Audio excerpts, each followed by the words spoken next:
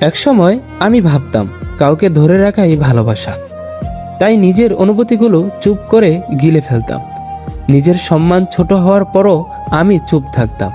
কষ্ট হলেও আমি হাসার অভিনয় করেছি। যে ভুল আমার ছিল না সে ভুলের জন্য আমি ক্ষমা চেয়েছি, শুধু একটা মানুষকে, একটা সম্পর্কে আঁকড়ে ধরে রাখার জন্য। কিন্তু ধীরে ধীরে আমি বুঝতে শুরু করলাম, কারো পাশে থাকতে থাকতে আমি আসলেই নিজেকে হারিয়ে ফেলেছি।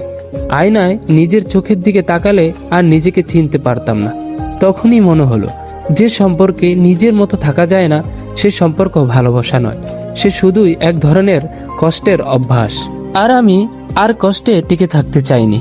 আমি চেয়েছি শান্তিতে বাঁচতে। আজ আমি একা, কিন্তু এই একাকিত্বের মাঝেই আমি খুঁজে পেয়েছি নিজের শক্তি। কাউকে খুশি করার জন্য এখন আর নিজেকে বদলাই না, কারোর জন্য নিজেকে ছোট করাও শিখা ভুলে গিয়েছি। আজ আমি নিজের মতো করে আছি, আর বিশ্বাস করো, এই নিজের মতো থাকাটাই আমার জীবনে সবচেয়ে সুন্দর অনুভূতি।